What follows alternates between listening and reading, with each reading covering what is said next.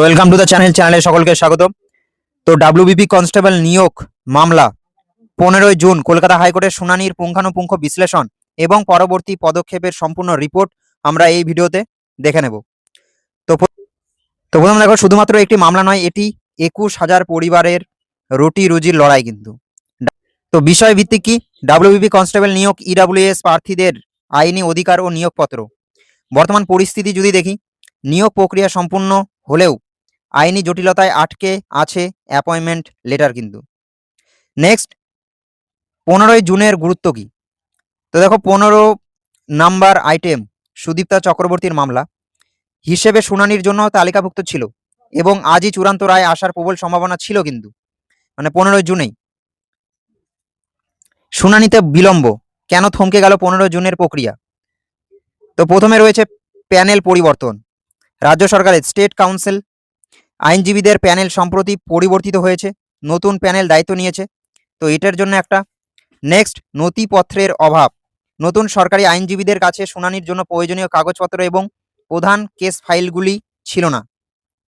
Next, শুনানি স্থগিত। বিচারপতি অসম্পূর্ণ ফাইলের ভিত্তিতে শুনানি করতে অস্বীকার করেন। সঠিক বিচারের স্বার্থে প্রক্রিয়াটি পিছিয়ে যায়, তো এই জন্য কিন্তু আবারও পিছিয়ে গেল।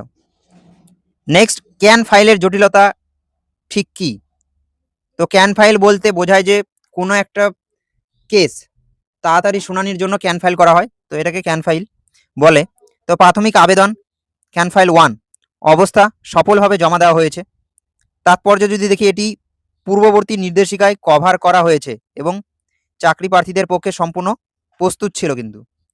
এবার সহায়ক রিপোর্ট ক্যান 2 অবস্থা যদি দেখি, এটা জমা কিন্তু পড়েনি।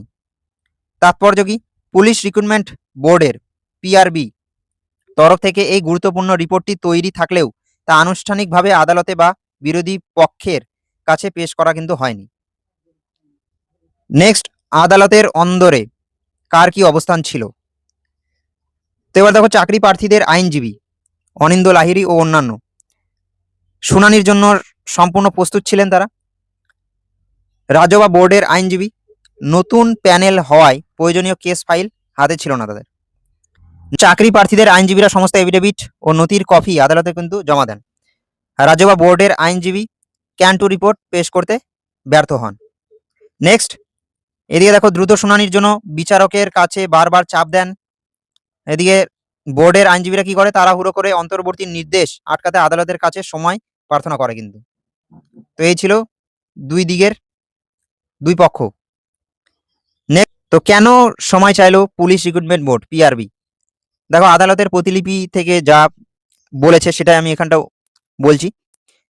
তো বোর্ডের আইনজীবীর আবেদন কি ছিল? যদি এখনই অ্যাপয়েন্টমেন্ট লেটার ইস্যু করা হয় তাহলে মামলার ক্ষেত্রে আমাদেরই কিন্তু ক্ষতি হবে, মানে তাদের ক্ষতি হবে। আমরা সম্পূর্ণ প্রস্তুত হয়েই আপনার অর্ডারকে সন্তুষ্ট করব, দয়া করে এই মামলাটা এই সপ্তাহে রাখুন। তো এটি এই বক্তব্য ছিল কিন্তু বোর্ডের আইনজীবীর আবেদন ছিল এটি পিআরবির। তো এখানে বিশ্লেষণ দেখো, রাজ্যের আইনজীবীর কাছে নথি না থাকায় তারা আশঙ্কা করছিলেন যে আজই কোনো একতরফা নির্দেশ পাশ হয়ে গেলে তা তাদের আইনি অবস্থানে নেতিবাচক প্রভাব ফেলবে। নেক্সট, বিচারপতির পর্যবেক্ষণ ও কড়া নির্দেশ কি? বেকারত্বের প্রতি সহানুভূতি। বিচারক স্পষ্টভাবে উল্লেখ করেন যে এই মামলার ফলাফলের ওপর বহু বেকার যুবক যুবতীদের জীবিকা নির্ভর করছে কিন্তু তিনি বিষয়টি অত্যন্ত গুরুত্ব সহকারে দেখছেন। নথিপত্র ছাড়া শুনানিতে নারাজ, ওনার কাছে রিপোর্ট নেই, আমি কিভাবে শুনবো? বিচারপতি অসম্পূর্ণ ফাইলের ওপর ভিত্তি করে তাড়াহুড়ো করে রায় দিয়ে আইনি ত্রুটি রাখতে চাননি, ঠিক আছে? তো রিপোর্ট না পেশ করলে কিন্তু এটার কোনো সুরাহা হচ্ছে না। নেক্সট, সিনিয়র কাউন্সিলের পরামর্শ। নতুন সরকারি আইনজীবীকে সার্ভিস ম্যাটার বা নিয়োগ সংক্রান্ত মামলায় অভিজ্ঞ কোনো সিনিয়র আইনজীবীর সাহায্য নেওয়ার স্পষ্ট নির্দেশনা দেওয়া হয়েছে কিন্তু। তো নেক্সট দেখো, বৃহস্পতিবারের বদলে কেন সোমবার? তো দেখো, বৃহস্পতিবার অন্যান্য মামলার চাপ। আগামী বৃহস্পতিবার ফিরদৌস শামীমের সিভিক ও হোমগার্ড সংক্রান্ত আরও 2টি সম্পর্কিত মামলা কিন্তু পেন্ডিং রয়েছে। তো বিচারপতির সিদ্ধান্ত, ওই মামলাগুলো আগে শোনা প্রয়োজন, তাই এই মামলাটি বৃহস্পতিবার শোনা কিন্তু সম্ভব নয়, তো এই জন্যেই। তো নেক্সট মনডে পর্যন্ত রাজ্য সরকার উইকেন্ডের সময় কিন্তু পেয়ে যাচ্ছে নিজেদের সমস্ত ফাইল এবং রিপোর্ট প্রস্তুত করার জন্য। ধারাবাহিকতা, অন্যান্য মামলার পর এই মামলাটি শুনলে আইনি জটিলতা কিন্তু অনেকটা কমবে। তো দেখো 15 জুন দিনের চূড়ান্ত নির্দেশ ও পরবর্তী পদক্ষেপ যদি আমরা দেখে নিই। উইকেন্ড সম্পূর্ণ প্রস্তুতি, রাজ্য রেসপন্ডেন্টদের উইকেন্ডের মধ্যে সমস্ত প্রয়োজনীয় নথিপত্র, ক্যান টু রিপোর্ট এবং ফাইল প্রস্তুত করার নির্দেশ। 22 তারিখে রিলিজ। প্রয়োজনীয় আইনি প্রক্রিয়া সম্পূর্ণ করে মামলাটি পরবর্তী পদক্ষেপের জন্য প্রস্তুত করা।